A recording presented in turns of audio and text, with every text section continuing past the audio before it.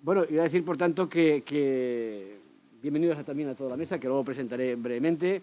Iniciamos la segunda ponencia de la CRAG, que, como sabéis, es el derecho de extranjería, tutela judicial efectiva, especial incidencia al problema de refugiados, internamientos y deportaciones express. Y para eso tenemos, en primer lugar, al señor David Querol Sánchez, abogado y presidente de la Comisión de Extranjería del Colegio de Abogados de Mataró, que al mismo tiempo es miembro de la Comisión de Derechos Humanos del Consell de la Abogacía Catalana y también es letrado jurídico del Consulado de Honduras. Luego tenemos a José Luis Numva Mañana, abogado responsable del Sayer de Barcelona y de la Asociación Catalana de Solidaridad y Ayuda a los Refugiados, que se llama EXAR. A mi derecha. A mi izquierda empezamos con Marcelo Belgrano Ledesma, abogado experto en asilo y refugio, coordinador del Servicio de Orientación Jurídica de Extranjería del ICAM y miembro de la Subcomisión de Extranjería del Consejo General de la Abogacía, que yo también estoy con él. Después, un poquitín más allá, en medio entre la policía y la abogacía, está el inspector jefe del Centro de Internamiento de Extranjeros, CIES, de la Jefatura Superior de la Policía Nacional de Cataluña. Que sobre todo, él hablará sobre todo de las cuestiones de las CIES, porque está en la CIE. Y finalmente, en el córner de la izquierda, está el señor Miguel Meseguer Miñarro, inspector de coordinación y asistencia al detenido en aeropuertos y fronteras de la Jefatura Superior de la Policía Nacional de Cataluña. Creo que es una mesa, por tanto, una mesa realmente interesante, que pueda dar una visión muy cósmica, muy envolvente de todos los problemas, de estos problemas, y bueno, pues entonces, sin más dilación y sin esperar a más gente, que se irán incorporando, sin duda alguna, por lo puntuales que habéis sido, nosotros empezamos. Y empezamos, evidentemente, con David Querol, que va a ser un poco quien va a llevar, con un ritmo seguro trepidante, para evitar que os durmáis, esta mesa. David, cuando tú quieras. Bueno, pues muchas gracias. Antes que nada, quería dar las gracias, una vez más, quiero decir, al decano de Mataró, creo que es Mataró, ¿no? Sí.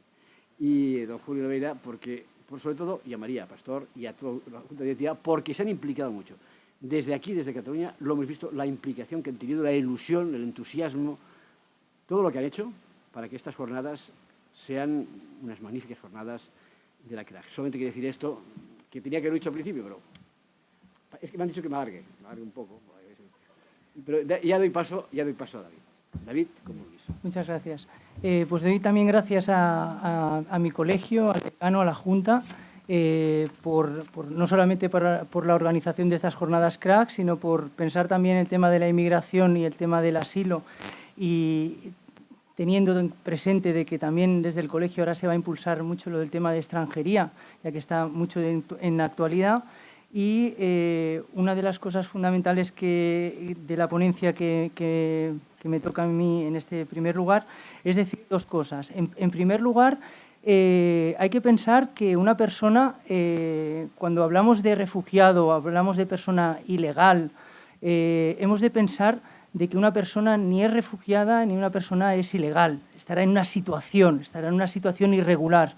¿Por qué quiero decir esto? Quiero decir esto porque el estatus de una persona puede variar en cualquier tipo de momento, y esto es fundamental a la hora de entender de que una persona pueda huir de su país por estar en situación de guerra, y que a la hora de huir para buscar que esa protección en cualquier tipo de fase en el tiempo pues pueda variar. Entonces esto es fundamental a la hora de pensar de que el sistema de asilo tendría que operar en esta vía. He querido hacer en relación a mi ponencia unas diapositivas en las cuales intenten hablar de estos problemas que, si bien es complicado conjuntarlos todo en la misma situación, sí que es verdad de que la extranjería es un arma de batalla de los abogados, la administración, y que como han habido muchas reformas a nivel de extranjería, pues y va mucho en actualidad sobre la situación migratoria o de protección internacional, pues es interesante también ver este punto. En primer lugar, he querido hablar sobre el tema del asilo en general, y hemos intentado poner varios principios en los cuales entendemos que deben ser en relación al asilo y la protección internacional como fundamentales. Uno de ellos es la aplicación del principio de non-refoulement, que es que no pueda ser devuelto al país en el cual has solicitado la protección internacional. Sí que normalmente, básicamente, opera esta situación, pero no en todos los ámbitos, y luego José Luis nos podrá acabar de ver cómo se está actuando, interpelando entre la Administración de la Oficina de Asilo, ACNUR, y cómo opera también en cada provincia. Uno de los temas también profundos es que nosotros estamos dentro de un marco legal de la ley de asilo española, pero también hay otras leyes, como hay una ley comunitaria de asilo, en el cual estamos viendo de que por la situación actual con el tema del problema de los refugiados de Siria, pues están intentando, entiendo yo, a mi punto de ver, de que están intentando interpretarla de una manera según la situación que está ocurriendo con el tema de derechos. Entonces, aquí tenemos la ley española de asilo, es la ley 12/2009, y el problema que tenemos fundamental, en el cual todos los operadores de extranjería y de protección internacional vemos, es que no llevamos reclamando desde hace muchos años un reglamento para desarrollo de esa ley. Esa ley no hay un desarrollo propio que pueda desarrollar esta ley de una manera en la cual pues, hay unos criterios para la hora de poder establecerse. Otra de las cosas que se plantean es el tema del derecho de defensa en relación a cuando un letrado, un compañero abogado, va a hacer una asistencia de asilo. Del problema que se practica cuando hay un solicitante de asilo pueda ser incluso en aeropuerto o se pueda detectar en petición normal, es que las oficinas están en las provincias, con lo cual el problema que se plantea básicamente que hay que ver de que es bastante dificultoso, aparte no solo el detectar que verdaderamente esa persona entra dentro del asilo o la protección subsidiaria o la protección internacional, es ver y detectar cómo se debe de establecer incluso la asistencia a la propia persona que está pidiendo asilo. Muchas veces hay que pensar que te van a explicar situaciones en las cuales pues, son muy dolorosas, en situaciones de cómo han huido, de cómo han asesinado, han matado a alguno de los miembros de la familia, de su familia, y que han tenido que dejarlo todo, haciéndose la idea de que ayer estaban en su casa y hoy están en una situación en la cual no saben ni qué hacer ni dónde van a ir. Es lo que se está viendo pues, ahora mismo con el fenómeno de los sirios, que no es nuevo, pero es que además hemos de hablar también de que si esto ahora mismo es un punto tópico de la situación que vemos en los medios de comunicación, desde el Consejo también se apeló a que verdaderamente la obligación y la responsabilidad de los medios de comunicación a la hora de poder establecer estos criterios de situación. Podemos ver de que hay situaciones de asilo desde hace un montón de tiempo en países subsaharianos, y que ahora pues, esta situación que estamos viendo en Siria y que verdaderamente en un punto ha despertado las conciencias de las personas, de la ciudadanía, de la abogacía y de todos los operadores, pues hace de que entiendo, a mi punto de ver, de que tiene que estar organizado e intentar buscar una conexión entre las administraciones y los letrados y todos los organismos a la hora de establecerlo. Otra de las cosas que también hay que comentar es la posibilidad de solicitar asilo en las misiones diplomáticas y oficinas consulares. Eso lo permite a nivel internacional los tratados, y a la hora de la realidad pues vemos que la ley pues, española como no está tratado. Y es una de las cosas que también quiero interpelar a la hora de cómo se pueden plantear. Otro tema es el tema de la presencia el tema de que en las entrevistas, como he dicho, estamos marcados por un tema en el cual faltan medios tanto de personal para las oficinas de asilo, la policía tiene que hacer inventiva a la hora de realizar entrevistas, y aquí en Barcelona pues, se puede ver perfectamente cómo hay oficinas en las cuales tú estás haciendo el DNI y al lado pues, hay una señora que está solicitando y explicando una situación trágica en la cual no hay una realidad de poder tener una intimidad y buscar una situación de que pueda tener un relato veraz y que pueda además es fundamental a la hora de esa entrevista, a la hora de la resolución. Y claro, es verdad de que ahora mismo pues, han abierto la oficina de Balmes, pero se plantean este tipo de problemas. Otro de los temas que quiero comentar es que, lógicamente, tendría que haber de alguna manera una entrevista previa con el abogado, que muchas veces no se realiza porque cuando se llama para asistir al asilo ya están allí todos los operadores para poder hacer la petición, y es uno de los problemas que se tendría que buscar algún tipo de solución. El tiempo también, no solamente a nivel provincial de Barcelona, sino en Madrid o en otros sitios, de lo que tarda la entrevista de asilo. Hay que intentar buscar, a lo mejor, entre comunidades, buscar una situación de que tanto la solicitud y la entrevista pues, sea equiparada a todas las comunidades a la hora de poder aplicar todos estos aspectos. Y a nivel también de los derechos sociales, ¿cómo operan el tema de los derechos sociales una vez se ha solicitado el asilo? Porque hay que diferenciar muy bien la petición, luego también la admisión a trámite y luego el tema este. Esto bien nos explicará José Luis.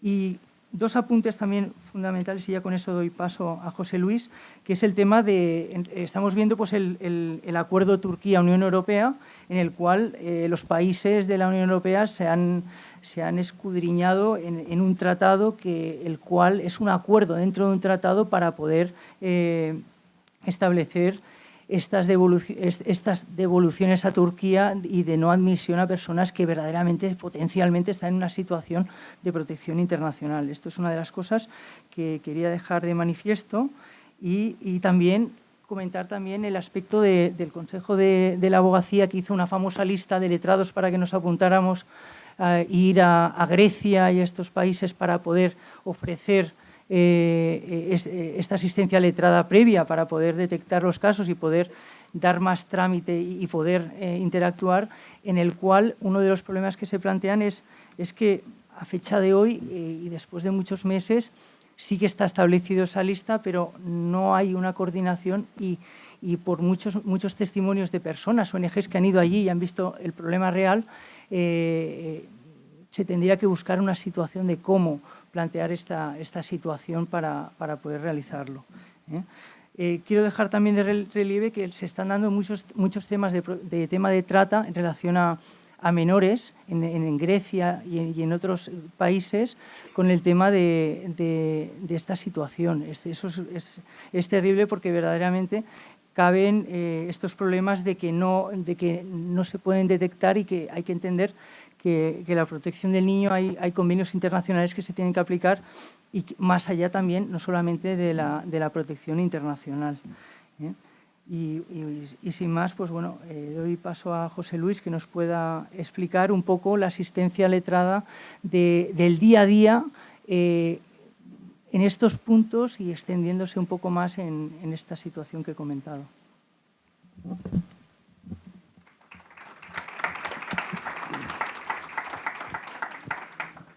Muchas gracias, compañero. Señor decano, muchas gracias por la invitación. Compañeros, bueno, su asistencia al menos nos consuela. Podrían estar más llenas las sillas, pero mejor que seamos pocos y bienvenidos. El compañero, al parecer, me ha enviado una serie de valores que ya veremos. Yo, como siempre, diré lo que en este momento creo que debo transmitirles. Y en este momento yo digo, miren, mi experiencia personal, yo fui enviado aquí de pequeño para estudiar. Todavía encontré al don Francisco Franco a Monte vivo. Le faltaba poco, pero todavía estaba vivo. Y hice aquí los estudios universitarios, acabé en Madrid. Afortunadamente acabé. De hecho, luego me fui a mi país, porque se supone que me vine aquí a formar para poder echar un grado de arena en mi país. para que también pues, pudiera formar parte del concierto de naciones donde los seres humanos se pueden desenvolver en términos de dignidad. Desafortunadamente, bueno, un país que había sido colonia española, pues vive una dictadura profunda y como consecuencia de que vivimos los principios del siglo XX, en virtud del cual los países tienen intereses y no amigos, resulta que nos encontramos con la paradoja que aquí en Occidente, ahora ustedes están viviendo, nosotros les avisábamos hacía mucho tiempo, pero no eran capaces de verlo, que mientras sus gobernantes, que dicen ser democráticos y respetuosos de los derechos humanos, hagan tratos con gobernantes criminales, al final ustedes mismos sufrirán en su propia dignidad el no reconocimiento de que el otro no deja de ser un espejo, y si respetamos al ser humano, lo hemos de respetar en un sentido colectivo porque todos formamos parte de la gran familia humana. Y la gran herencia que yo recibí de mi formación en Occidente es la Ilustración. Y permítanme a ustedes que les recuerde su propia historia y su propia ilustración, que creo que están ustedes renunciando a ella. Y lo voy a hacer leyendo el preámbulo. Siempre digo que habitualmente la gente va directamente al contrato de compraventa. Digo, véase usted a la teoría de los contratos y probablemente a partir de ahí podrá usted aprender debidamente las distintas modalidades. Si olvidamos los fundamentos de las cosas, es posible que nos desnortemos y no nos damos cuenta del porqué de las cosas. El porqué lo encontramos en el preámbulo de las cartas internacionales. Los cómo, el porqué, la filosofía, la exposición de motivos. Y vamos a recordar pues, las dos cartas internacionales fundamentales que nos sirven de base, la Declaración del 48 y la Convención de Ginebra con el Estatuto de los Refugiados del 51. ¿En qué momento histórico estamos? Pues que, como siempre, hemos hecho el burro muy a gusto, hemos matado a 40 millones de personas para darnos cuenta de que quizás es mucho más civilizado, digno y humano respetarnos y dotarnos de instrumentos para intentar que, a ser posible, no cometiéramos los mismos errores que cometimos en la Segunda Guerra Mundial. Bueno, mundial, los FARC no estuvimos, más allá del colonizado que fue llevado a la fuerza a defender la bandera de un país occidental. Nosotros no participamos, pero sí que fuimos, evidentemente, víctimas de esta Segunda Guerra Mundial. Pues tuvimos que cometer esta barbaridad para hacer nacer dos cartas internacionales que hoy en día parece que ponemos en cuestión. La Declaración Universal del 48, que entre otras cosas nos recuerda que la libertad, la justicia y la paz en el mundo tienen por base, la libertad, la justicia y la paz en el mundo tienen por base, primero considerando el preámbulo, el reconocimiento de la dignidad intrínseca y de los derechos iguales e inalienables de todos los miembros de la familia humana. En 1948 ya se sabía que todos los seres humanos pertenecemos a una familia. Otro considerando que me parece muy importante, perdónenme que vaya a la A, yo es que soy africano y antes de irme a la M, la ñ, prefiero recordar siempre la A, B, C.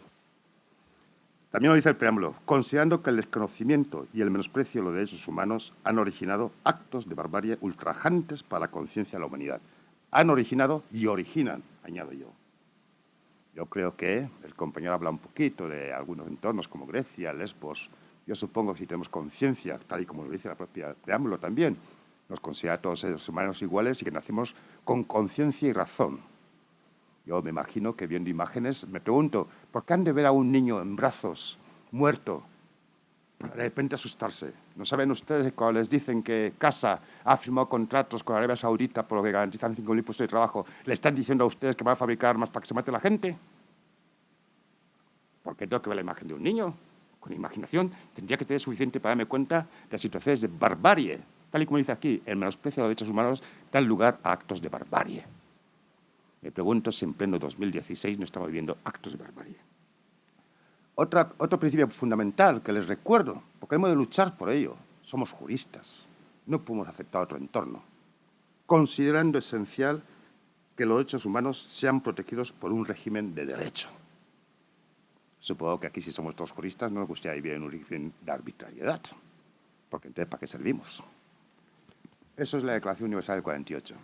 De ahí me salto a la Convención de Ginebra del Estatuto de los Refugiados, para leer solamente un considerando, que las Naciones Unidas han manifestado en diversas ocasiones su profundo interés por los refugiados y se han esforzado por asegurar a los refugiados el ejercicio más amplio posible de los derechos y libertades fundamentales, que sabemos que son aquellos que son inherentes a todo ser humano en su condición de tal.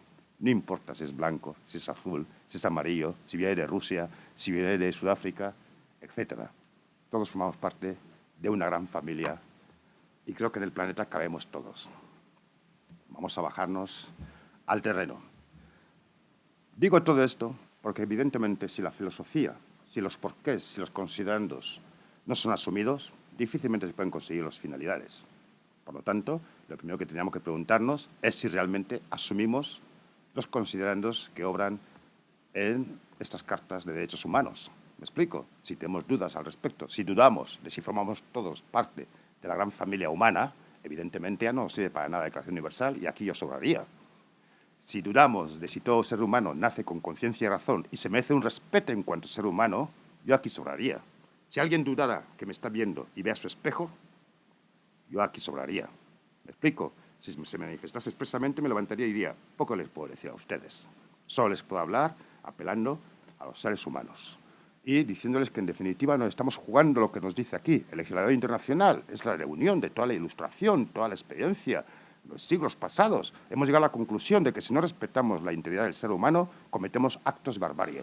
Y discúlpenme ustedes, yo al final digo lo que quiero. ¿Por qué? Porque todos ustedes son ilustrados. Los conocimientos los llevan a su alcance. Afortunadamente estamos en un contexto donde quien quiere tiene los conocimientos a su alcance. Efectivamente, bueno, sabemos todo el movimiento que hay hoy en día. Yo me desenvuelvo habitualmente en el ámbito de Barcelona. Tendré que matizar que soy responsable del servicio jurídico de la Fundación AXAR y nos desempeñamos en el SAIER. Es decir, que yo no trabajo para el Ayuntamiento de Barcelona stricto sensu, yo me desempeño para la Fundación AXAR y en el contexto del SAIER pues, podemos ofrecer servicios gratuitos a todos los refugiados y potenciales refugiados.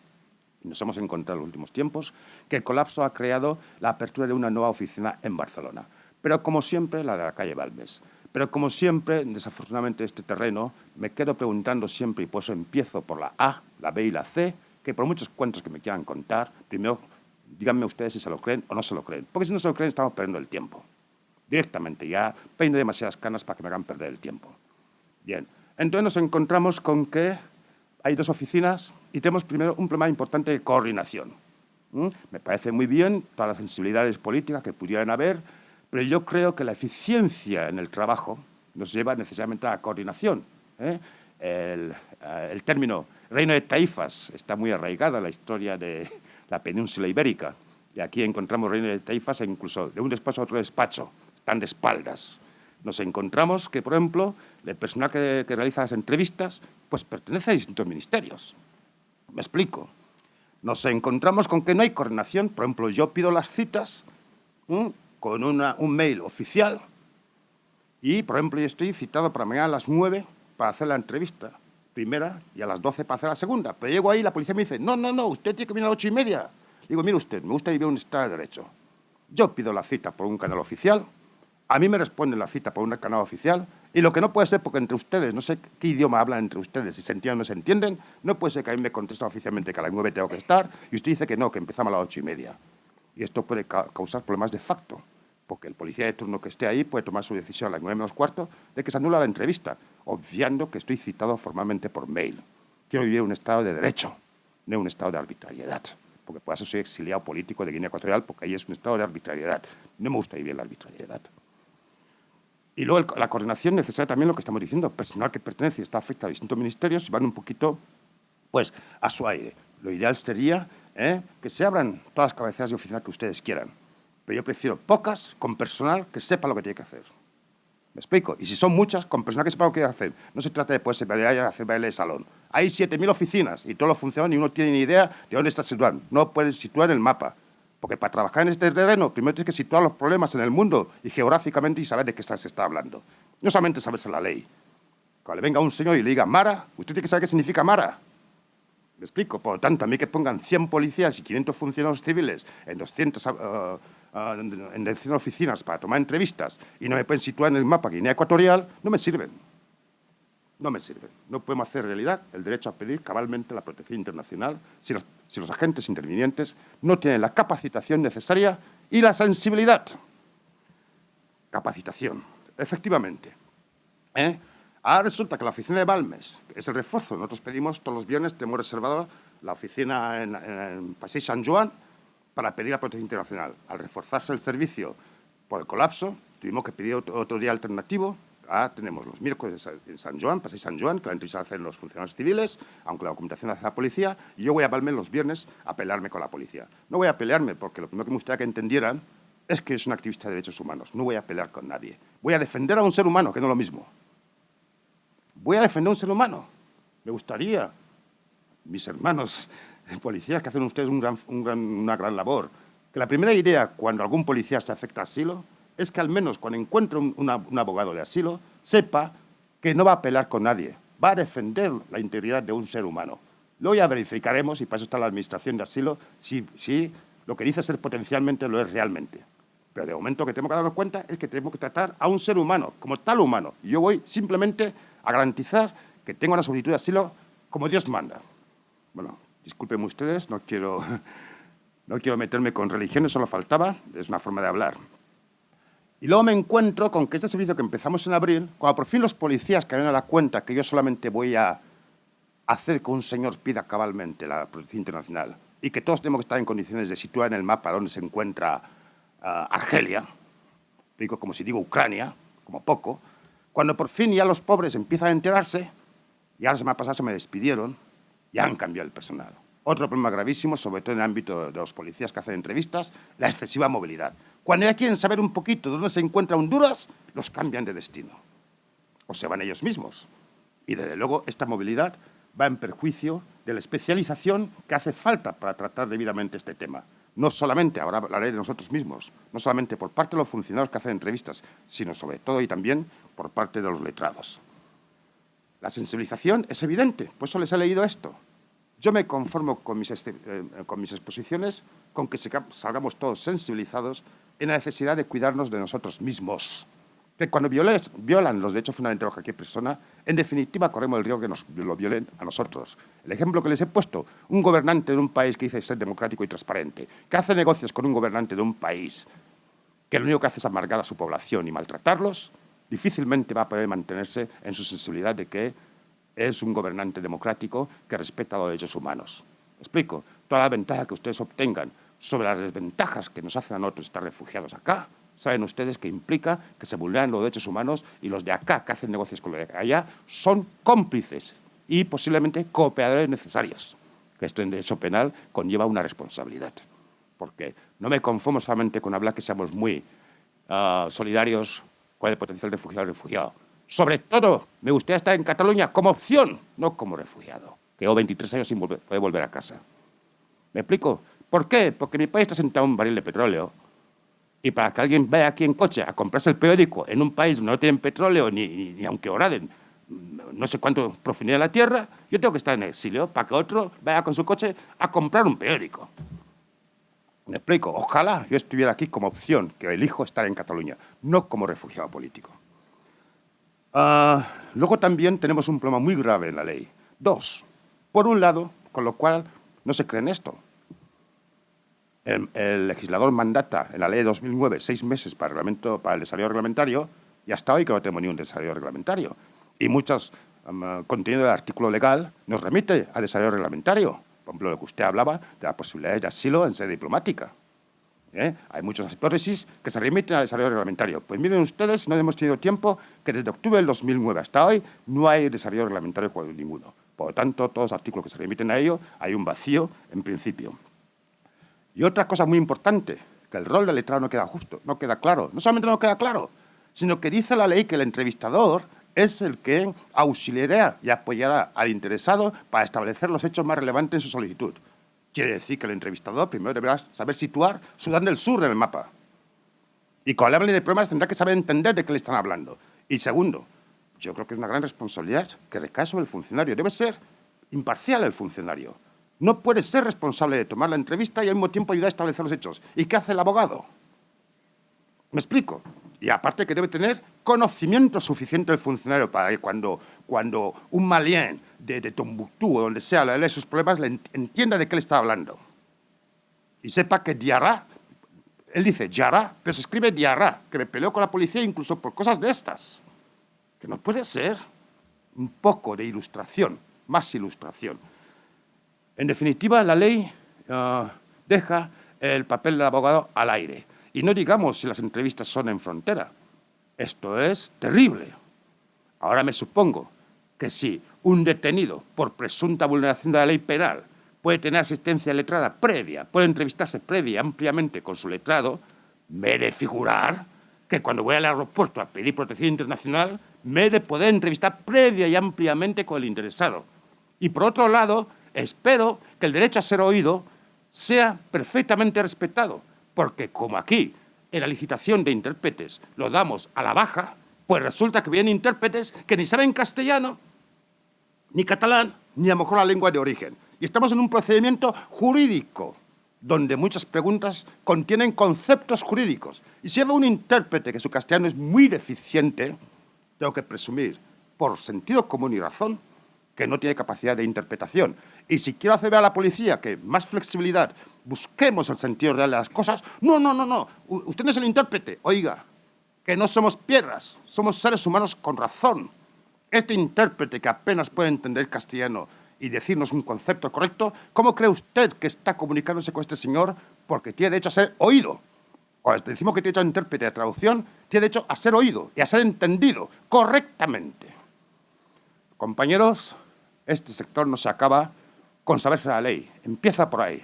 Pero tenemos que ser capaces de situar los problemas que pasa en el mundo con inmediatez, sobre todo en peticiones tan importantes como las peticiones en frontera. Nos quejamos del rechazo y las pocas concesiones. Y yo me quejo de los pocos abogados que profundizan a la hora de armonizar y fundamentar correctamente un expediente, pelearse con quien tenga que pelearse, sea con cualquier autoridad institucional, porque todos estamos sometidos a la ley. Hasta el rey está sometido a la ley. Yo cuando ejerzo de abogado no puedo ir con temores porque alguien sea más grande, más fuerte, tenga uniforme o no tenga uniforme. Tengo que saber que mi obligación es defender que la persona pueda ejercer sus derechos debidamente. Y tengo que impedir las posibilidades del no que la Administración quiere dar a base de utilizar toda la posibilidad que me da el derecho, fundamentar correctamente para que la persona, su caso, pueda merecerse un estudio y la estima si fuera preciso. Gracias.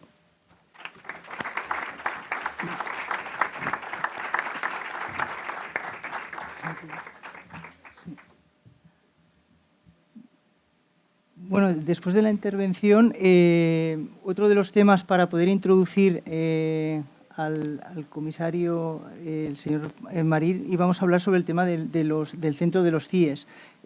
Uno de los temas que hay... ¿Se puedes poner, Carlas? Dos apuntes principales. Uno de ellos es...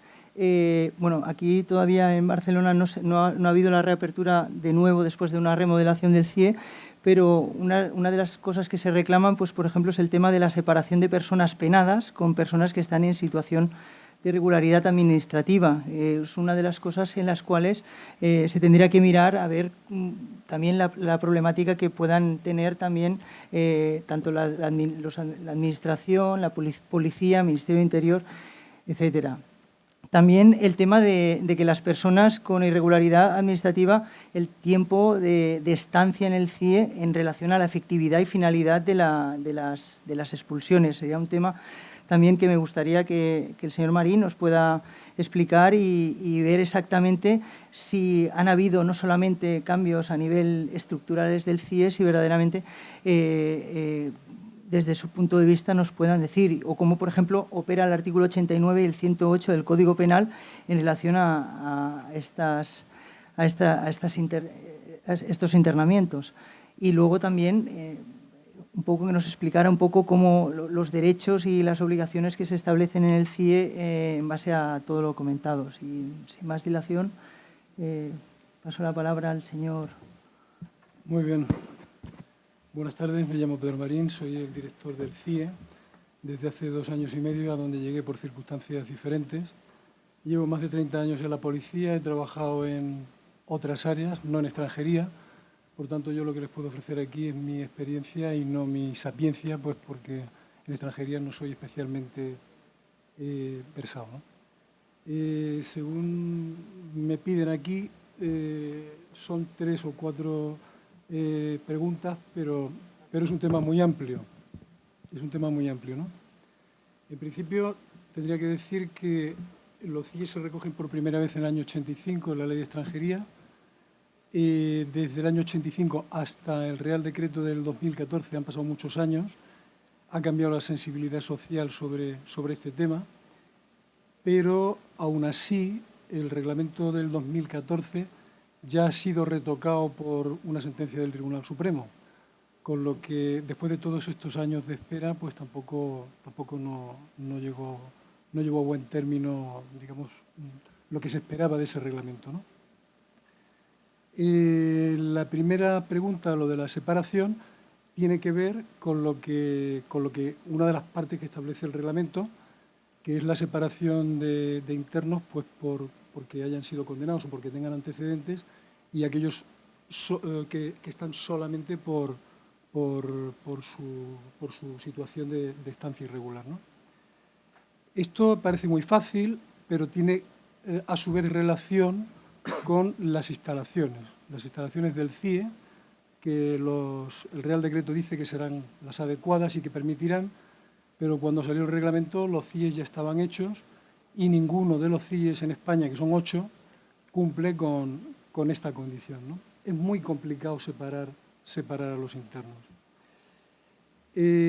Quiero que quede claro, previo a todo lo que voy a decir después, que cuando una persona llega al CIE, la policía que trabaja en el CIE, y yo como director, es el primer contacto que tenemos con esa persona, el primer contacto.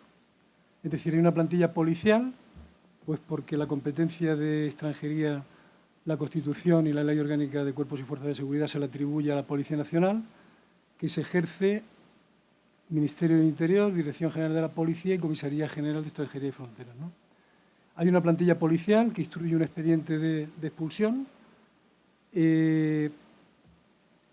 Cuando la persona está en una de las causas que la ley contempla para pedir su internamiento en CIE, hace una solicitud de plaza en un CIE y nosotros esa solicitud pues la analizamos conforme a la ley y conforme también nosotros, además del reglamento, tenemos en cuenta muchas consideraciones más. Por ejemplo, para nosotros es muy importante los autos de los jueces de control, las recomendaciones del Defensor del Pueblo y también, por supuesto, las circulares e instrucciones de la Comisaría General de Extranjería y Fronteras.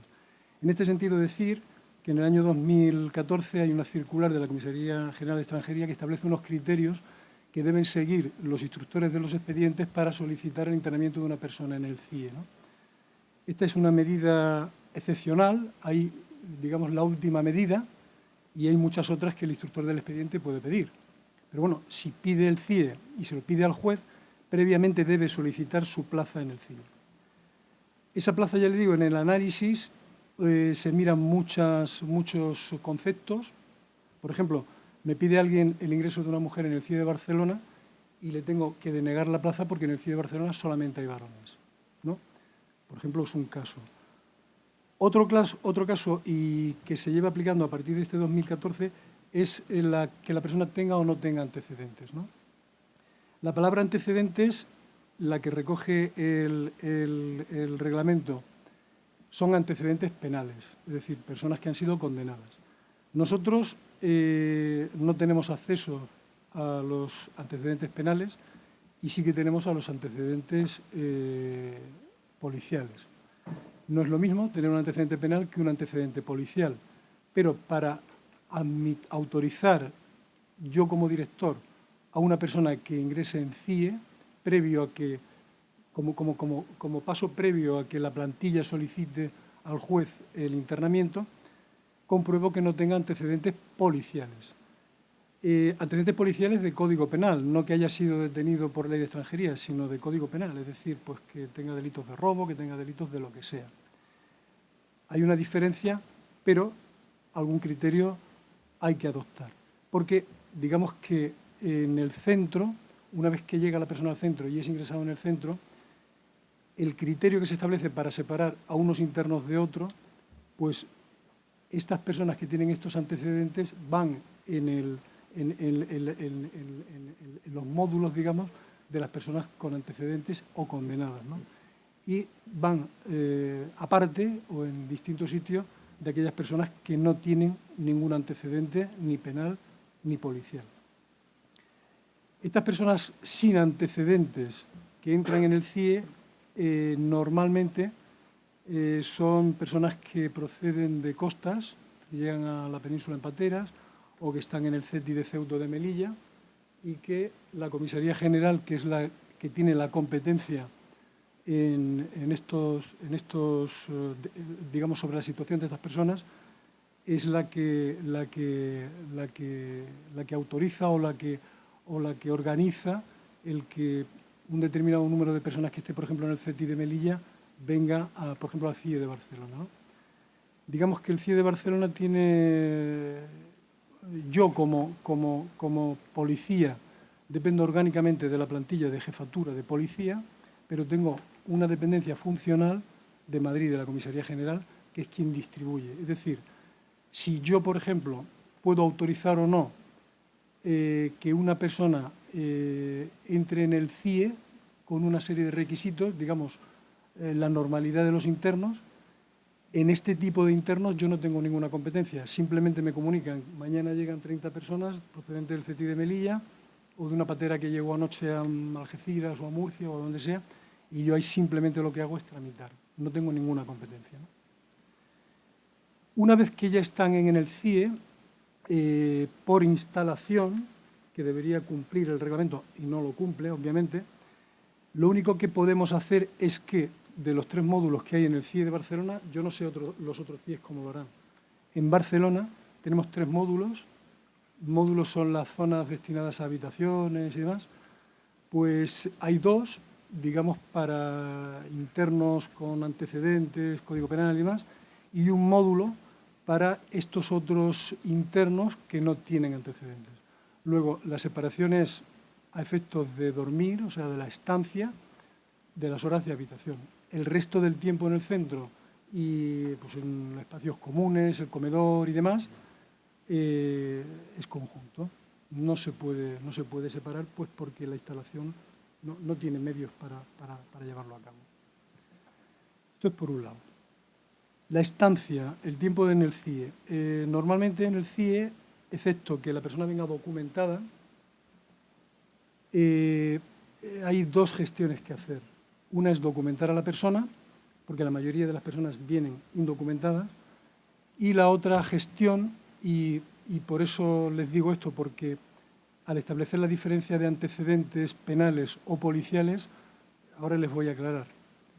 Hay personas que, por ejemplo, aunque no tengan antecedentes penales, tienen, por decir cualquier cosa, a lo mejor dirán que soy un exagerado, pero este año atrás hemos tenido, el último año, hemos tenido algún interno con 88 o con 90 detenciones. ¿Esto qué ocurre? Que cuando una persona entra en CIE, para poder llevar a cabo la expulsión, es necesario que cada juzgado donde hay una causa abierta contra esa persona se ponga en conocimiento del juzgado y el juez autorice el archivo de la causa para poder ser expulsado. La ley dice que eso debe tardar 3 días. En la práctica yo les aseguro que ni 3 semanas. Y les estoy hablando de un juzgado. Si tiene 15 juzgados distintos, pues calculen, ¿no? Luego, tenemos una persona en CIE, 2 cosas importantes. Documentarla. La documenta su consulado o su embajada. Un inciso. La gente que llega en patera, por ejemplo, indocumentada, sin antecedentes, la inmensa mayoría de estas personas, digamos el 90%, no puede ser documentada, pero hay que esperar a que el consulado o la embajada lo diga, porque con los datos que se tienen se le pasa a ese consulado a esa embajada y es el consulado o la embajada la que contesta. Esto suele tardar alrededor del mes. Tema documental, porque ya digo que tema penal no se le conoce, no hay que insistir, no gasta tiempo de la estancia. Luego, alrededor del mes, que es lo que suele tardar en contestar si documentan o no documentan a la persona, ya digo, en el 90% de los casos no documentan, de estas personas se hace cargo alguna ONG. Entonces son plazas que se contratan a través del Ministerio de Asuntos Sociales, me parece, y entonces pues la Comisaría General indica qué personas tal día quedarán en libertad y que será en cargo de ella una determinada ONG. En el CIE de Barcelona las principales ONG son ACEM y CEPAIN y también Cruz Roja. Seguimos. Generalidad de internos. Parte documental que tarda un tiempo y, por otra parte, en la parte judicial, es decir, el tiempo que tardan los juzgados en comunicar que archivan la causa para permitir la expulsión. Cuando estas dos situaciones ya están solventadas, la persona está documentada y los juzgados han archivado las causas, a partir de ese momento es cuando se puede programar el viaje. La programación del viaje puede tardar una semana o más, dependiendo de que necesite o no necesite escolta la persona. Todo eso suma alrededor una media de estancia que, según la Comisaría General, el año pasado han sido 24-25 días, media de estancia de todos los CIEs. Esto, hay personas, yo recuerdo una persona el año pasado que entró en CIE de Barcelona a las 7 de la tarde y salió a las 11 de la noche. Luego eso reduce mucho la media de estancia. Y hay otras personas que están 59 días. Pero vamos, una media de estancia de alrededor del mes, que es el tiempo que suele tardar. Yo, como director del CIE y la policía que trabaja en el CIE, una cosa que deben tener en cuenta los abogados es que no tramitamos absolutamente nada que tenga que ver con el expediente de expulsión del interno. Absolutamente nada. Nosotros simplemente tramitamos las incidencias que puedan ocurrir con el interno dentro del centro o dar trámite a sus solicitudes, a sus quejas o a lo que sea. Simplemente a la estancia del interno en el centro.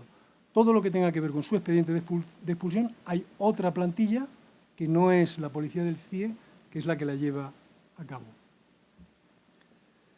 El tema del Código Penal, bueno, el tema del Código Penal, en el CIE, la persona que entra por una orden, un auto de internamiento de un juez y los criterios, las causas por las que ingresan en el CIE, pues por aplicación de la Ley de Extranjería, artículos pues como estancia, el tener antecedentes, al haber sido condenado, en fin, una serie de causas. También entran en el CIE personas a las que se le aplica el reglamento de comunitarios. Hay personas de la Unión Europea que también ingresan en CIE. Esto es polémico, pero se está produciendo. Y, finalmente, las personas que ingresan en el CIE por aplicación del Código Penal, el artículo 89, que es porque se les sustituye la pena al juez, pues una pena de prisión por la de expulsión. Nosotros, como policías, estamos a lo que el juez disponga en su auto de internamiento. En cuanto a la estancia, puede ser que él ponga los 60 días, que es el plazo máximo, pero también puede poner menos días. También puedo decir que el año pasado, por ejemplo, hay veces que la autoridad judicial pues, da el plazo de una semana. Si en la semana no se puede materializar la expulsión, pues hay que poner en libertad a la persona o comunicarle al juez que no se puede para que le dé el trámite que le tenga que dar. Los internos por aplicación de ley de extranjería, el director del centro tiene opción, porque se le da el reglamento por una serie de circunstancias, de poder poner en libertad a la persona, pero estos internos, concretamente los de la sustitución de la pena, el director no tiene ninguna potestad. Simplemente le comunica al juez que no se va a poder materializar la expulsión por el motivo que sea, y es el juez el que decide si queda en libertad o va a prisión. Finalmente, el tema de los derechos y las obligaciones, es decir que el CIE es un centro de carácter no penitenciario. Por muchas sentencias del Tribunal Constitucional y por muchas interpretaciones, el único derecho que no tiene el interno en el CIE es el de poder salir del centro. Es un derecho de ambulatorio. Todos sus derechos los tiene. El Real Decreto, en un artículo largo, contempla cuáles son esos derechos, pero realmente son todos. Es que el único que no tiene es el de ambulatorio. Esto es complicado para el director del centro porque una de las obligaciones, la principal obligación del director del centro es la de velar por los derechos del interno, que son todos. Claro, el hecho de no poder salir del centro ya conlleva la limitación de una serie de derechos que es inevitable. Entonces, el reglamento no facilita un catálogo de conductas limitadoras de derechos. De esto se quejan también los jueces de control y, por tanto, yo lo que vengo haciendo en el tiempo que llevo de director en el centro es aplicar criterios que sí que establece el reglamento y que también establece la Ley Orgánica de Cuerpos y Fuerzas de Seguridad, pues criterios básicos de proporcionalidad, de intromisión, de intrometerme lo menos posible y demás, ¿no? Porque, ya digo, no hay un catálogo que limite. Es bastante complicado porque, pues ya digo, yo no sé exactamente si puedo limitar o no a una persona una determinada acción. Sí que es cierto que, por ejemplo, esta separación de internos que establece el reglamento entre internos con y sin antecedentes sí que permite establecer una constatación de la experiencia, ¿no? Por ejemplo, con aquellos internos que proceden de costas que no tienen antecedentes, su estancia en el centro no suele dar ninguna conflictividad, se adaptan perfectamente, son personas muy agradecidas, prácticamente el único problema que pueden dar es si ellos traen alguna enfermedad, lo único. Sin embargo, el otro tipo de internos, pues, aquellos que se les ha sustituido la condena, que tienen antecedentes y demás, estos sí que son bastante conflictivos, ¿no? Tengan en cuenta que, por ejemplo, yo como director tengo que dar cuenta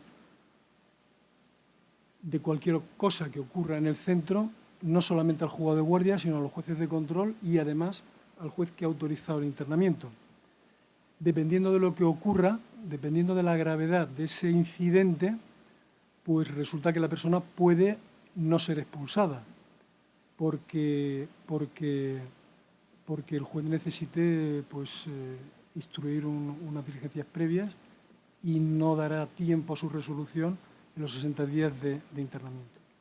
Pero fíjense que, por una parte, cuando yo doy cuenta al juzgado de algo que ha ocurrido, por ejemplo, una pelea entre dos internos, con un resultado, por decir algo, de lesiones graves, que en principio pues, el juzgado de guardia va a mandar a reparto y se van a abrir unas diligencias previas. Yo esto lo comunico al juzgado de guardia, lo comunico a los jueces de control, al juzgado de internamiento, pero también se lo comunico a la plantilla. Igual que yo le comunico al juzgado el hecho, al día siguiente la plantilla va a hablar con el juzgado donde ha recaído el asunto para solicitarle el archivo de la causa. O sea, yo no sé si me explico con lo que estoy diciendo. Esta situación un poco esquizofrénica, ¿no? De por un lado que se abra un procedimiento penal y de por otro lado la misma policía, no los mismos policías, pero sí la policía, pedirle que se archive la causa. Es una situación bastante conflictiva. Y por mi parte, nada más, si tienen algo que preguntar, aquí sí, estoy. Antes de seguir, voy a pedir a los dos ponentes que quedan por una cuestión de tiempo, que unos va comiendo a los otros, vamos muy retrasados, que puedan ser lo más concisos posibles, que si en un momento determinado paso papel, que el terrible papel como si fuera una tarjeta amarilla, lo tenéis en cuenta, es decir, que pondrán 2 minutos, porque hasta ahora no han hecho caso. He pasado un papel allá, he pasado un papel aquí, ni caso. Y no es que estén dormidos. No, y yo os quiero dejar hablar al máximo, pero tenemos que centrarnos un poquitín a esto. Y luego habrá el debate en lo que podréis también decir lo vuestro. Por tanto, a los dos siguientes, son los últimos, que son los pobres que tienen que sufrir esto, les pido más concisión. Sí. En tercer lugar, también tenemos sobre el tema de las expulsiones en caliente. ¿Puedes darle, Carlas? Marcelo Belgrano nos explicará un poco también el problema que hay con el tema de la denominada, que en verdad serían devoluciones en frontera, las expulsiones en caliente y luego también las expulsiones express.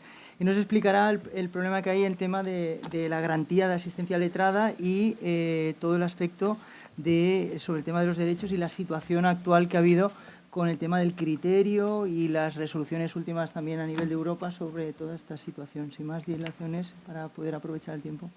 Marcelo. Buenas tardes.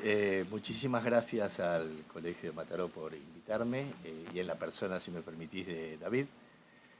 Y estando esta mañana escuchando todos los problemas que tenemos en temas de asistencia letrada, en temas penales, después de 140 años de que tenemos la ley de enjuiciamiento criminal, todavía seguimos discutiendo, a la luz de las nuevas directivas, de todo el contenido que puede tener la asistencia letrada en temas penales, que teóricamente ya lo tenemos bastante controlado, pues me siento un privilegiado. Un privilegiado, ¿por qué? Porque hasta ahora, por lo menos desde que empecé a trabajar aquí, tenemos también garantizada la asistencia letrada en temas de extranjeros y en temas que no son penales. Y esto es lo que desde el principio incluso nos trae problemas. Es decir, muchas veces cuando digo, bueno, en procedimientos administrativos, ¿por qué asistencia letrada? ¿Por qué a extranjeros?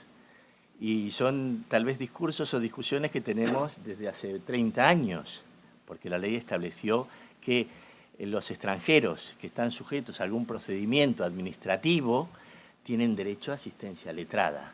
Y eso no es una discriminación positiva, sí, por supuesto que sí, pero ¿por qué? ¿Es necesario?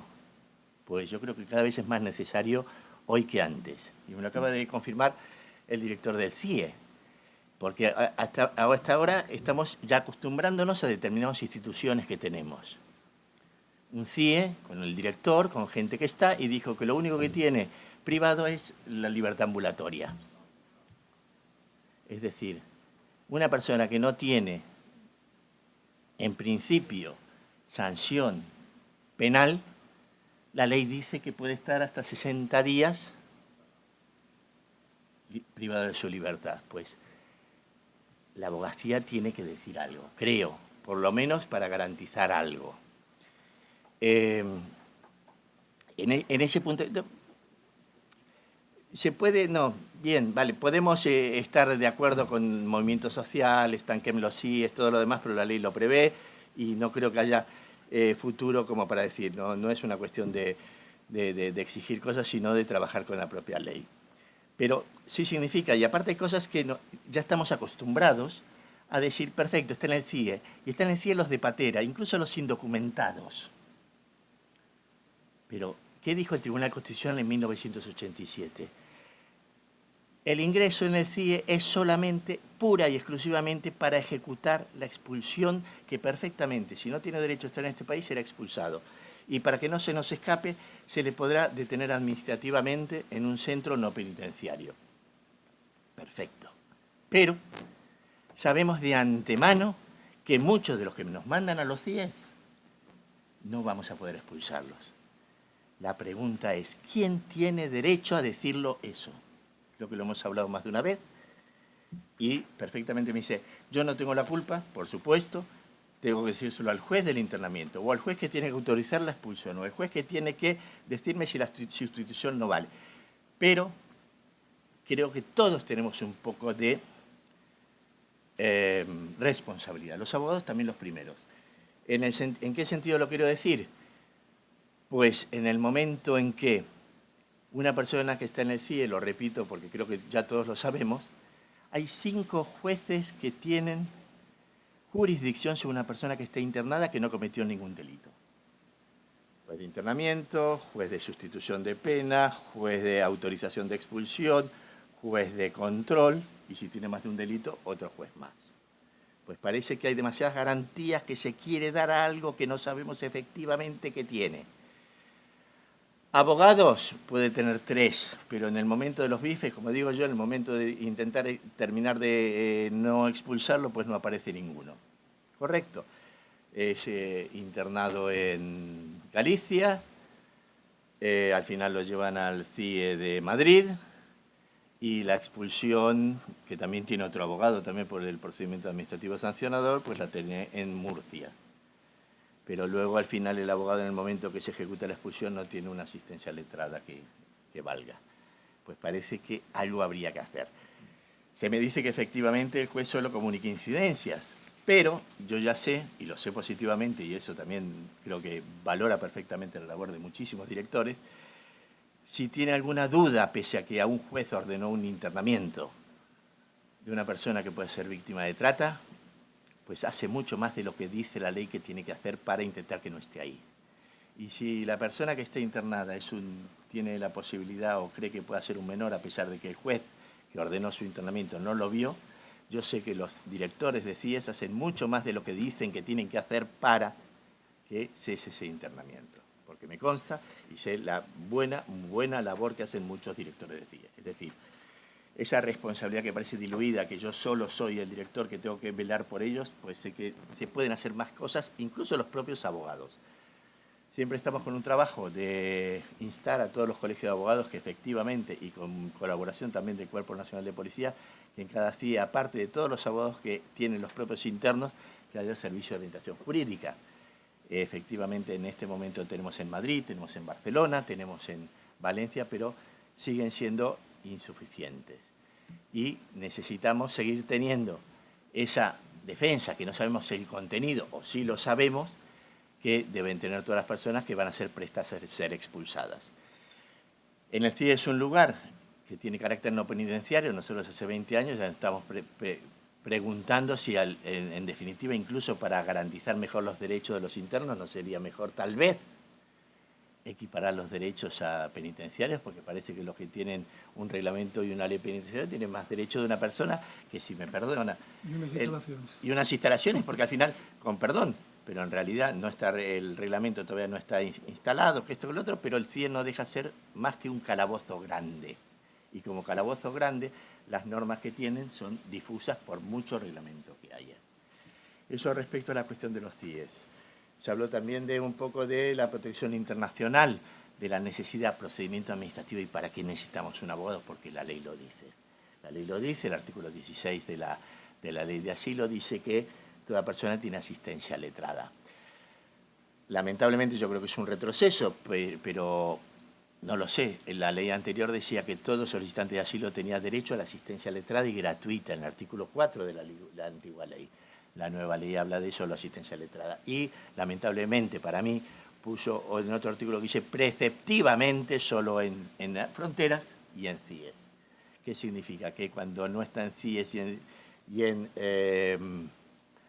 y en fronteras ya no tiene derecho a la asistencia letrada. Yo sigo considerando que sí lo tiene. Lo que pasa es que parece que la Administración establece que esa asistencia letrada, es como decía el fiscal esta mañana, era renunciable por el borracho, ¿no? Pero yo me ciño a la práctica. En el 98% de todas las solicitudes de asilo que no se hacen en CIES o en fronteras, pese a que tenerlo gratuitamente y en forma libre, siempre es renunciable y es renunciado el derecho a la asistencia letrada por los solicitantes de asilo en España. Algo falla, no sé de quién ni cómo, pero los números están. 15.000 solicitudes de asilos en el año 2015, de 4.000 del año 2014, ahora este año creo que tendrán un poquito más, y en el 90% sin asistencia letrada, pese a garantizarlo no solo el derecho, sino también la gratuidad del servicio de asistencia letrada. Yo digo que los solicitantes de asilo, aparte de ser perseguidos extranjeros, tontos no son, pero la gran mayoría de las veces renuncian a un derecho que tienen de forma gratuita. No seremos los mejores abogados, por supuesto que no, pero si lo tengo gratis, pues a veces puede resultar que sea así. Y en otro orden de cosas también, la cuestión de la asistencia letrada, el otro punto que nos trae un poquitín es el derecho a la asistencia letrada en el procedimiento administrativo de ejecución de las expulsiones cuando no se solicita el internamiento, lo que se da por llamar las expulsiones express. Son aquellas en las que puede ser ejecutada una expulsión de un extranjero que tiene una orden de expulsión y que puede ser compelido a abandonar el territorio nacional acompañado por las fuerzas del orden público, por decirlo de una forma bastante elegante. En realidad lo que hay es una detención, me parece ser. En el momento que, si no se pide el internamiento, está bajo custodia y con lectura de derechos del artículo 520, si no me equivoco, del artículo 56 de la propia Ley Orgánica de Extranjería, en los cuales se dice que está detenido y que se va a proceder a ejecutar una orden administrativa.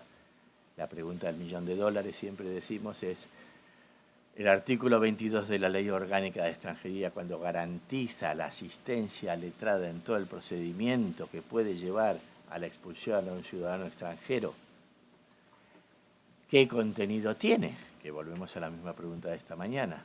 El contenido en el inicio del expediente sancionador, en el contenido ¿Por qué tengo derecho a un abogado? Dicho en otras formas, porque estoy detenido, porque se me inicia un expediente de expulsión, y una vez que lo tengo en el momento del expediente de expulsión, el momento de ejecutar esa orden de expulsión, si estoy más de 15 minutos detenido contra mi voluntad por la fuerza del Cuerpo de Seguridad del Estado para ejecutar una expulsión, ¿tengo derecho a un abogado? La práctica me dice que en la gran mayoría de los casos siempre la policía llama a los colegios de abogados para decirle, oiga, he detenido a este señor y como vamos a ejecutar la expulsión en plazo menos de 72 horas, no va a ser necesario pedir internamiento de esta persona, pero les avisamos como está detenido, marcamos el telefonema que llamamos al colegio de abogados, pero hasta las informaciones que yo tengo dicen, no es necesario que mande nadie porque no hay nada que hacer. Y es cierto, no hay nada que hacer porque lo único que tenemos que hacer es ejecutar una orden de expulsión. Entonces, ese derecho que tienen, ¿lo ejercitamos nosotros los colegios de abogados, sí o no? Yo entiendo que sí es necesario que haya un abogado ahí, por más que no haga nada, o sí puede hacer mucho. ¿Qué es lo que puede hacer? Tal vez poner una medida cautelar urgente en la sede contenciosa administrativa, puede ponerse en contacto con el abogado que le llevó la primera vez el procedimiento administrativo, pero todo en pos de esa persona está detenida, no está voluntariamente detenida y va a ser ejecutada una orden de expulsión. No nos olvidemos que la detención como tal es otra de las medidas cautelares dentro del procedimiento administrativo sancionador. Y como derecho administrativo sancionador, retomo lo del principio, tendremos este privilegio, los extranjeristas, por decirlo de alguna forma, que aún en un procedimiento administrativo tenemos el derecho a tener un abogado en estos procedimientos. Artículo 22 de la propia Ley Orgánica de Extranjería, que dice que exactamente toda persona que pueda ser devuelta, por eso en el año 2001 comenzamos con la asistencia letrada, que antes no existía, en los temas de devolución, perdón, de denegación de entrada y retorno, ahora se llama rechazo, correcto, antes no lo teníamos como derecho. Ahora regreso. Pero sí tenemos, incluso en un procedimiento administrativo que no tiene nada, protección internacional, que no tiene nada de punitivo, al revés, es de ayuda, también tenemos derecho, todo el procedimiento de un abogado, y en los temas de expulsión, efectivamente también tenemos, porque ahí sí entra ya, incluso desde el punto de vista doctrinal, el derecho a la asistencia letrada como administrativo sancionador que coge o embebe todos los principios del derecho penal. Es un poco para instar un poco también los propios colegios de abogados de poder, si tenemos, la ley nos lo permite, incluso nos dan un poco el pie para hacerlo, de poder seguir instando y realmente creernos que efectivamente que ese derecho a la asistencia letrada tiene que ser efectivo y creo que es bastante útil, por lo menos en los lugares donde lo tenemos. Muchísimas gracias y a disposición. Gracias.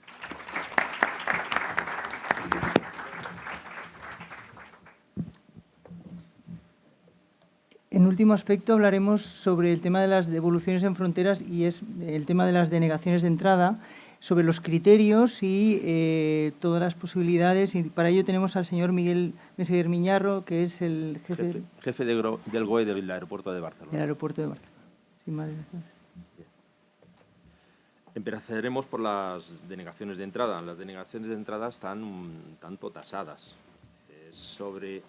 Es un extranjero que llega a España y tiene que presentar pues, ciertos documentos. En el momento en que los incumpla, pues entonces se les incoa un expediente de denegación de entrada. Tiene derecho a asistencia letrada, pero es difícil que se les dé entrada, salvo que tengan o que puedan conseguir luego los requisitos de entrada. Por otra parte, las devoluciones son por tener una prohibición de entrada por países Schengen o bien por un quebrantamiento de una orden de expulsión. Estas devoluciones pueden ser, si se encuentran dentro de territorio español, se procedería a una detención y devolverlos en 72 horas. Esto también puede ocurrir cuando llegan a frontera y tienen una orden de prohibición de entrada por un país Schengen o bien por un quebrantamiento de una orden de expulsión. En este caso, nos iríamos otra vez a las denegaciones de entrada, que es un requisito de entrada el carecer de una prohibición de entrada por países Schengen. En referencia a asilos en frontera, gracias por las críticas que nos hacen. Si no, siempre pensaré que lo he hecho bien. Así que se toman en cuenta. Cuando llega una persona, cuando solicitan un asilo en frontera, en muchas ocasiones nos encontramos con el problema de que se ha rechazado en frontera en un principio y realmente no sabemos muy bien si lo que está intentando es entrar o realmente es solicitar asilo. Como no lo sabemos, le aplicamos lo más lógico. Pensamos que es un asilado en frontera o una persona con derecho a protección internacional. Pasa a la sala de asilados y allí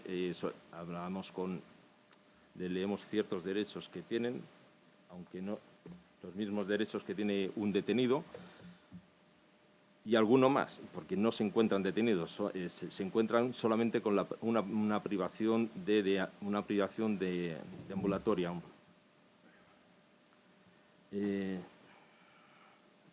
La dirección de la entrevista, cuando está la entrevista, que solicitamos que venga un intérprete y un abogado, tenemos ciertos problemas con las interpretaciones y lo que realmente nos quiere decir el posible asilado o el solicitante de asilo. Entonces, ahí, no sé cómo decirlo. La dirección de la entrevista la llevan los entrevistadores, por llevar un orden y concierto en una entrevista. Le hacemos ciertas preguntas, de dónde vienen, de dónde van, cómo ha llegado, qué es lo que solicita.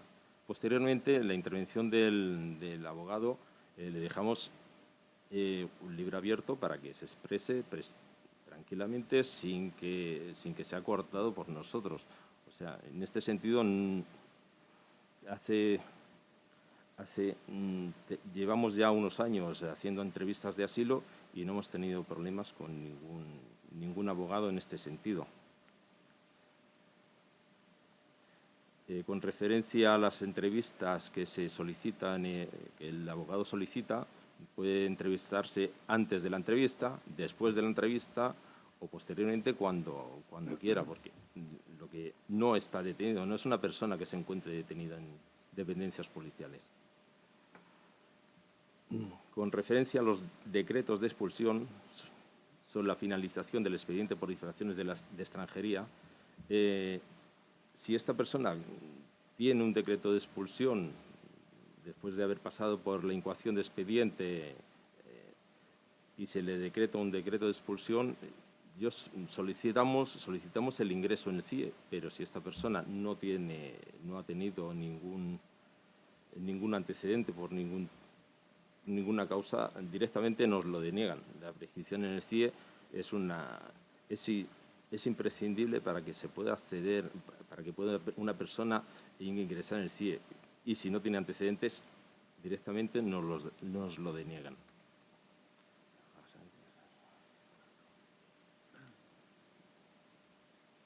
No tengo gran cosa más que decir.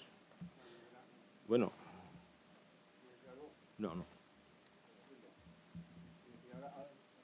Vamos a dejar tiempo para que nos vayan preguntando. Muy bien.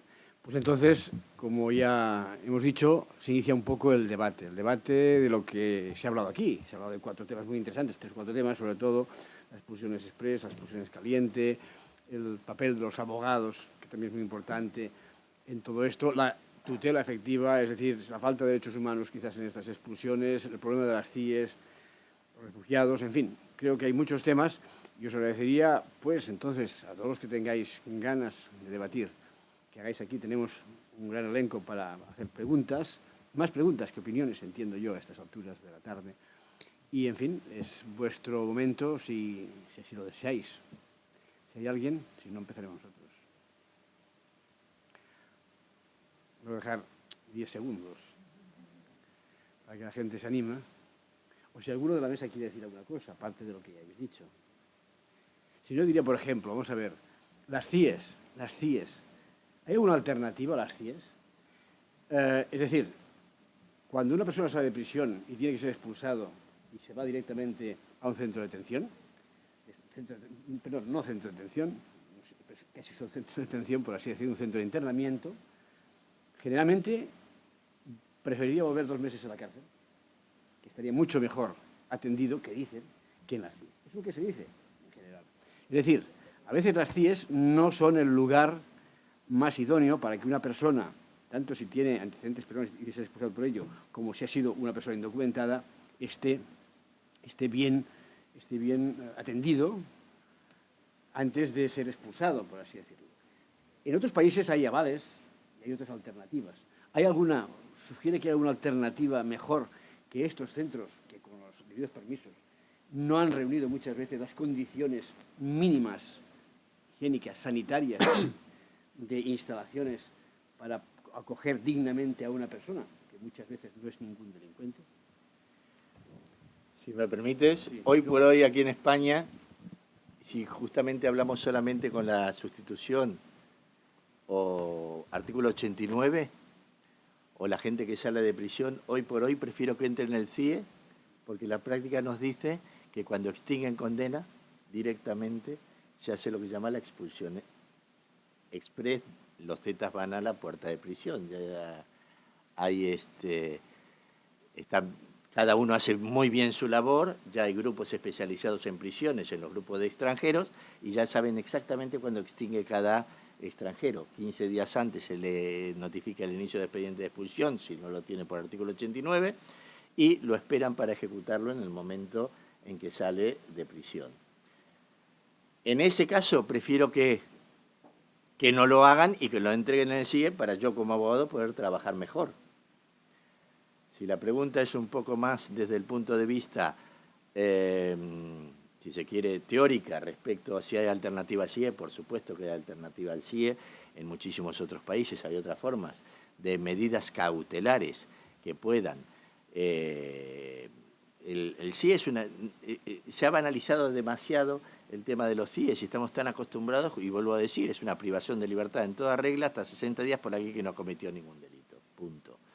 Alternativas 10.000. Seguimiento, retirada de pasaportes, presentación periódica, todos los que queramos, es decir, y la propia ley de extranjería establece todo determinadas cuestiones de los CIEs. Y un pequeñísimo inciso que también se nos hizo carne, que tampoco es cierto. ¿Quién propone el internamiento de los CIEs y quién los decide? Aquí hay una cuestión de práctica policial que no tiene nada que ver con la ley de extranjería.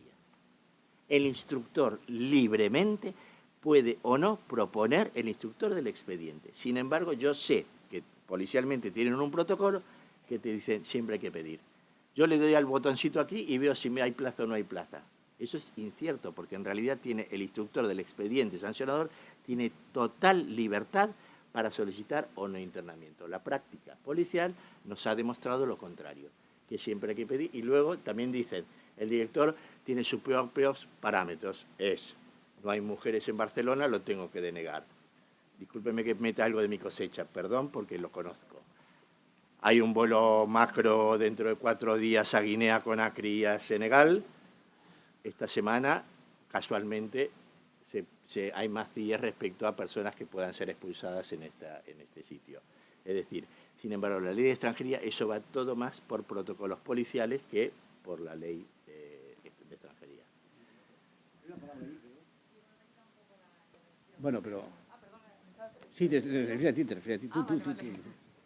Sí, se me oye perfectamente. A mí me pasa como a Oriol, que tengo la voz fuerte.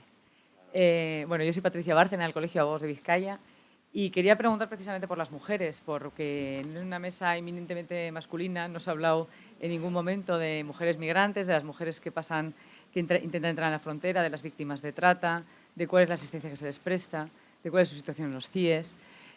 Bueno, pues un poco que se incorporase esa perspectiva y esa situación de vulnerabilidad que viven las mujeres y menores, que se supone que en la legislación debería de tener un tratamiento especial, pero en la práctica, pues en la legislación de asilo, como no tiene reglamento, no se desarrolla ese trato especial que deben tener las personas vulnerables, y en la legislación de extranjería pues no se prevé expresamente, pero que tampoco lo tienen.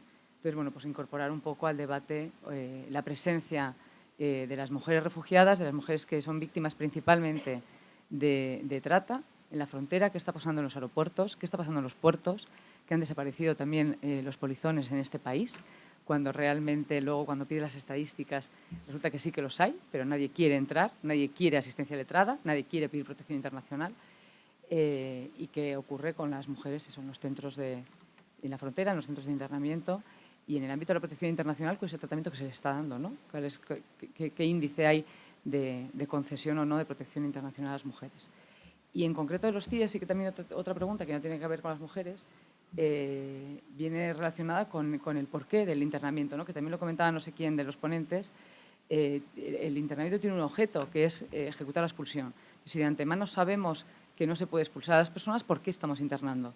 Y estadísticamente, si se ha hecho una estadística del año 2015, como se hace en otras tantas cosas, de qué número de personas realmente han pasado por los CIES y sus expulsiones han sido ejecutadas. Y eso económicamente, ¿cuánto nos cuesta? ¿No?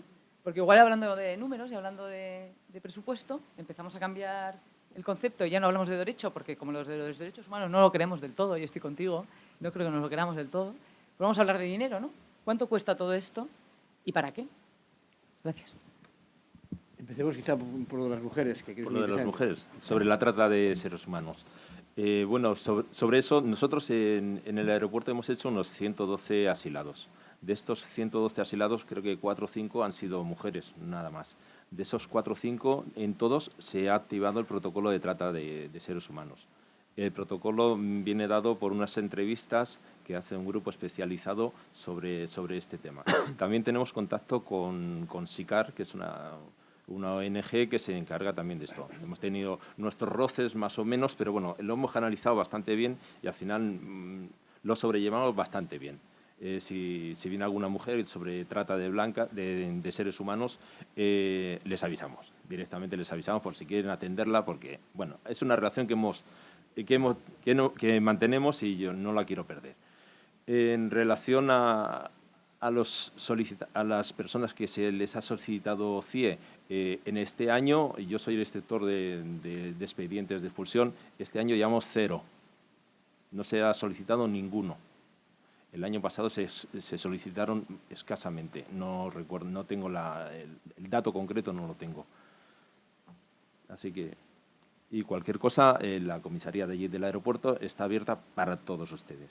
Si quieren ver lo que hay allí, están las puertas abiertas. No quiero que queden rincones que se pudran allí. Así.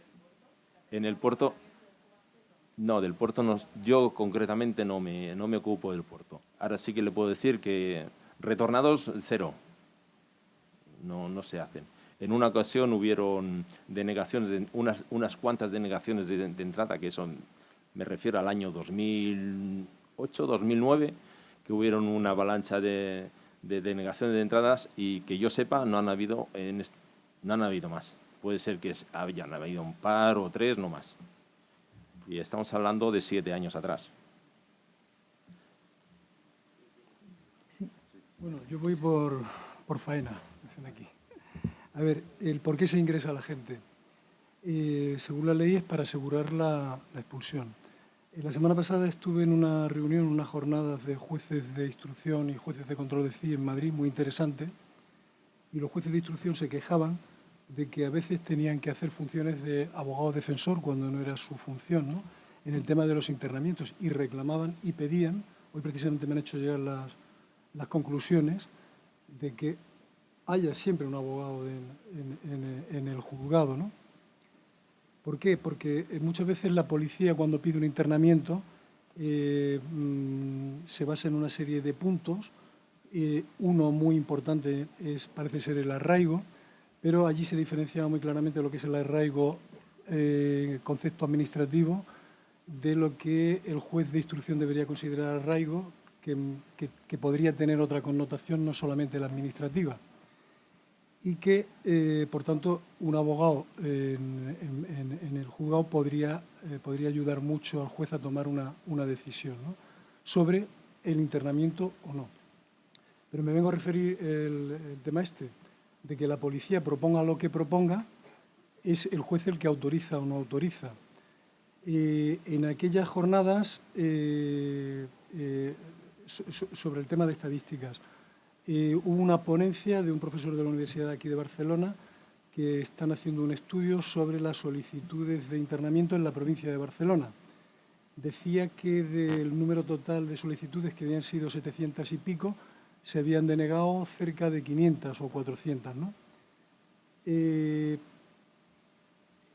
tema está en que no porque la policía lo proponga, el juez tiene que dejar de hacer su función, que es controlar.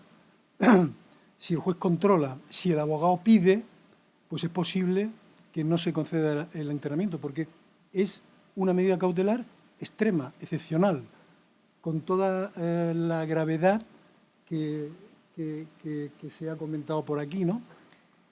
Y que al hilo de lo que decía él, papel de los directores, yo no sé otros directores, el mío, es que después del interno y de su familia, probablemente la persona que más se preocupa de que si el interno no tiene que estar allí dentro, soy yo como director. Entonces, el porqué del internamiento, ya le digo, cuando llega al CIE, yo es la primera vez que veo a esa persona y todo el proceso anterior lo desconozco. Aquí en Barcelona, además, nos encontramos con que en el resto de los CIEs, en el resto de España, la Policía General es la Policía Nacional, que además pues, tiene la competencia de extranjería, instruye los expedientes y demás. Aquí en Cataluña nos encontramos que la Policía General son los Mossos y supongo que en el País Vasco la Ertzaintza. Entonces resulta que no tienen competencia de extranjería y en según qué lugares, por ejemplo, una persona está reclamada judicialmente. Aquí en Barcelona ocurre mucho, además lo he visto, detención e ingreso en CIE. Esto ocurre un sábado por la tarde, una patrulla para esta persona, por lo que sea, lo ve, lo lleva al juego de guardia y el juez de guardia, sin ningún trámite más, con un escrito firmado por el secretario, lo manda para el CIE. Y tenemos a una persona que no está documentada, que no está identificada, que no sabemos quién es, una persona y un auto judicial de internamiento. Y a partir de ahí hay que hacer todo el procedimiento. Lo que usted me pregunta por el internamiento, pues yo me lo encuentro allí. Y en el proceso anterior no tengo nada. Bueno, no. ¿Qué? Bueno, vamos. Sí, yo me refiero... Vamos a hacer las preguntas así, porque también quiere contestar José Luis en un momento. No sé si sobre esto también, José Luis. No, yo quiero hablar de mujer y protección internacional. Quiere hablar de mujer y protección internacional. Vamos a atender. También una pregunta que no creo que podamos contestar esta vez. ¿A qué nos cuesta, que has dicho tú, Patricia? ¿Qué nos cuesta? No sé si sabremos contestar lo que nos cuesta todo esto. Sí, no, ya.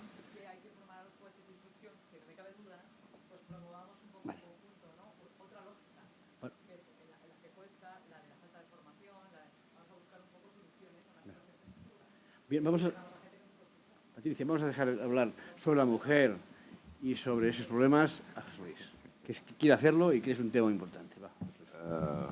Efectivamente, compañera, muy interesante porque es bien sabido que dentro de las causas de victimización que dan lugar a la protección internacional o a cualquier forma de protección que surgen de la normativa de asilo, particularmente hay dos grupos de víctimas muy importantes, las mujeres y los niños. Las mujeres y los niños se sabe que son básicamente las víctimas de la violencia de trata. La mujer, evidentemente, como cualquier ser humano, puede haber salido de su país por una causa prevista en la Convención de Ginebra. Y a mayor abundamiento, a consecuencia de las políticas de... Yo es que a veces hablo así, lo siento, es que no me queda más remedio, porque claro, ustedes hacen aquí cuestiones que tienen que ver con que las estructuras de origen están podridas. Los CIE que son, dentro de 40 años se llamarán campos de concentración. Discúlpenme.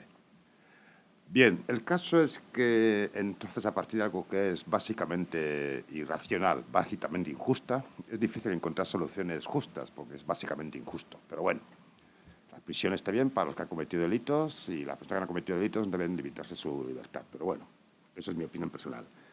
Las mujeres tienen, por un lado, que pueden salir de sus países por la causa prevista en la Convención de Ginebra y como consecuencia de las políticas de impermeabilización de las fronteras que suponen una vulneración de la Convención de Ginebra. Porque, claro, de momento en que los países que suscriben la Convención de Ginebra, por ejemplo España, únicamente como posibilidad para poder acogerse a la protección española, llegar a frontera o a territorio, podría ilustrar al señor policía que efectivamente ya sabemos que muchas veces los delegados pueden utilizar la protección internacional de un modo abusivo, como también es cierto que en otras muchas veces, si entran en territorio, tendrán un asesoramiento más tranquilo y podrán formalizar más tranquilamente su solicitud.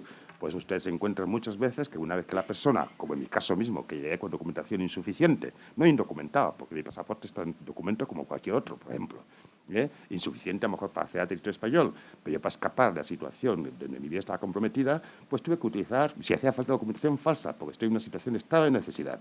Y si puedo entrar en territorio y tranquilizarme y poder hacer tranquilamente la solicitud, mejor. Pero si usted es hábil y me detecta la falsificación de mi documento, lógicamente diré, soy refugiado, no me puede usted devolver. Y usted tendrá que articular el protocolo de solicitud de protección internacional. Bien, el caso es que la mujer sale de su país, pues como sale pues, cualquier ser humano por la causa prevista en la Convención de Ginebra, y como consecuencia de esta impermeabilización de fronteras, que yo me pregunto qué éxito puede tener si el hombre con el Homo erectus ya salió de África y colonizó el resto del planeta. Por lo tanto, el Homo sapiens, me parece a mí que Europa tiene un problema muy grande con lo que está haciendo, y el mare mortum será mare mortum durante mucho tiempo. Pero el ser humano seguirá moviéndose por lo que siempre se ha movido, porque su vida está en peligro o porque nuestra capacidad de raciocinio y de conocimiento nos hace esa cumbre que veo ahí siempre a lo lejos, blanca, de cuando en cuando tengo que llegar a ella. O bien estoy aquí muerto de hambre y no voy a morir, porque yo tengo una capacidad de sobrevivencia, pues como todo ser vivo, no se deja morir. Si aquí mi vida está en peligro, me tendré que trasladar para buscarme una seguridad. Y el problema que se produce, y ahí digo que las legislaciones estas de limitación de fronteras, lo que ustedes llaman, lo que llamamos leyes de extranjería, pues me temo que en pocas décadas van a ser leyes que tendrán una consideración ética y moral como la que podríamos tener hoy en día si analizamos leyes de la década de los 30 en Europa, en ciertos países europeos. Porque claro, entonces la mujer se va a encontrar con un problema muy grave, porque las personas para poder llegar a los países seguros deben ponerse en manos de las mafias, como la ley seca norteamericana, que únicamente sirvió para que los magistrados se fueran a beber de noche y vulnerasen la ley. Pues eso ocurre con esta legislación de extranjería, me explico, que es la base del enriquecimiento del negocio de la trata de personas. Queramos que no queramos, porque si no tengo ni una otra vía para poder someterme a la jurisdicción o al imperio de un país seguro para pedir la protección internacional, como tendré que salvar mi vida, me pondré en manos de cualquiera que me dé una opción. Ahí es donde se victimizan en itinere a mujeres y a niños. Y la mujer llega de aquí, sí, efectivamente, cada vez la cuestión de trata ha mejorado, pero desafortunadamente lo miran desde una perspectiva penal. De tal modo que la mujer, en la medida en que colabore, en general, no soy un experto de legislación en materia de trata, vinculado con la legislación de extranjería, pero veremos que la posible regularización de esta mujer víctima o este niño, que son las víctimas básicas, todos los informes lo dicen claramente, las víctimas básicas de trata de personas son las mujeres y los niños. Son tratados, ya lo saben ustedes, para explotarles. Bien, entonces nos encontramos con que los protocolos de trata priorizan demasiado la colaboración policial de esta mujer para poder ser protegida y se olvidan de las cuestiones traumáticas y demás. Y se olvidan además que yo creo que la salida no debería ser ofrecerle la posibilidad de regularización por extranjería en caso de colaborar con la policía de un modo eficaz, además, sino que hemos de tener en cuenta que en itinere se puede haber convertido también en una perseguida por pertenencia a determinado grupo social. Porque para colmo vendrá un entorno donde no solamente tendrá las causas de origen por las cuales tuvo que escapar, sino que las sevicias y demás situaciones que ha podido vivir como explotada le hacen una vez más, como pasaba con los niños de la guerra. En Liberia, en países de estos, nos hemos encontrado que cuando la sociedad se ha pacificado, entre comillas, pues ahora los niños de la guerra es un recuerdo muy, muy nefasto y les han victimizado una vez más. Es decir, que estos niños, una vez que ha llegado la paz, como se cometió en barbaridades enormes, se han convertido en víctimas perseguidas. De tal modo que si se verifica que este niño, hoy adulto, fue niño de la guerra, pues en un momento será victimizado y, por lo tanto, será perseguido por pertenecer a determinado grupo social. De tal modo que también puede ocurrir con una mujer que en itinere es sometida a la trata y a las consecuencias de servicios de esta trata, esta mujer también ya tiene una causa añadida que pues, se podría incluir en la Convención de Ginebra. En resumen, no solamente deben activarse los protocolos de trata para darle las garantías desde el punto de vista de la trata, sino fundamentalmente también ser conscientes de que esto ha convertido a estas mujeres y a estos niños posiblemente en potenciales refugiados por persecución, por pertenencia a determinado grupo social, el grupo de los expulsados como seres humanos. Por lo que creo que no debería nunca. El interés policial que más no garantiza que en origen estas personas tienen riesgos, por lo que su colaboración va a depender primero del tacto que tienen ustedes para conseguir que esta persona traumatizada esté capacidad para abrirse. Y yo creo que deberíamos, junto a las posibilidades que le dan dentro de la legislación de la trata, recordar que también posiblemente es un potencial refugiado y debería tener derecho a ejercer su derecho a pedir protección internacional debidamente asesorada. Muy bien, gracias, José Luis. ¿Se está acabando el tiempo?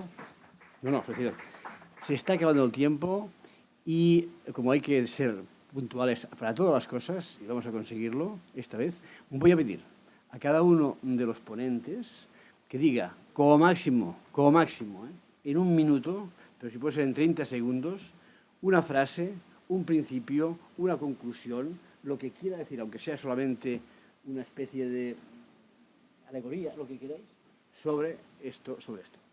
Empezando, si quieres, por ti, David. Bueno, yo solamente decir que igualmente está el tema de las mujeres, tendríamos que hablar del protocolo de Menas, del tema de Varsovia, del convenio de Varsovia y cómo se aplica en relación a la Fiscalía a la hora de cómo están haciendo las pruebas, ¿no?, para determinar por videoconferencia de que una persona es menor o no, para luego ver a lo mejor qué pasa. Entonces, la frase que pide Carlas, pues yo entiendo de que la protección internacional tiene que imperar frente a todo el tema sancionador, sea en ámbito administrativo y que está recogido en los tratados internacionales. Y que más allá de que todos estos tratados y esto de derechos, y esos derechos se tienen que aplicar de manera imperativa. Bueno, yo simplemente decir, en un minuto se dice muy poco, simplemente decir que compendie, pero una idea, una frase o algo así. Que como director de CIE, ustedes como abogados, cualquier problema que tengan, cualquier consideración que hacer, pues que cuenten con los directores de los CIE, que lo que podamos ayudarles lo haremos.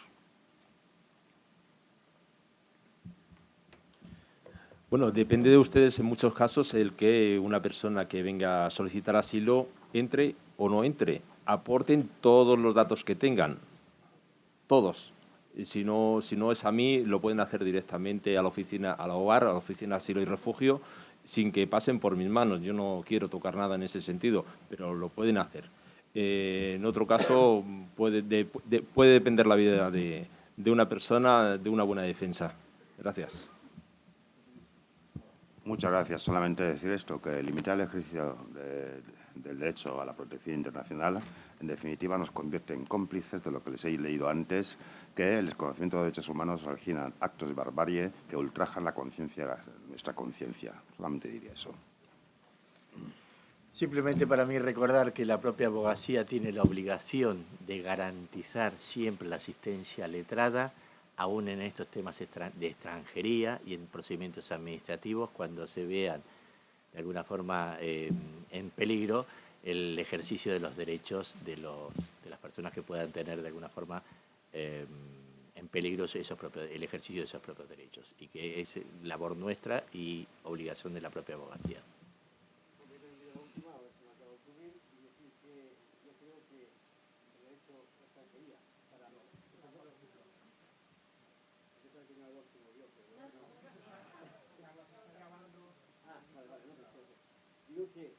Para defender el derecho de extranjería, lo mejor que tendríamos que hacer es pensar que no estamos frente a un extranjero, sino estamos frente a un humano, y tratarlo como tal, no tratarlo como extranjero, sino tratarlo como una persona. Y eso es lo que tendría que hacer tanto los abogados, primeros, como la policía, como los inspectores, como toda la gente. Tratar al extranjero, no como extranjero, sino como humano, y así acabaríamos quizás con este problema.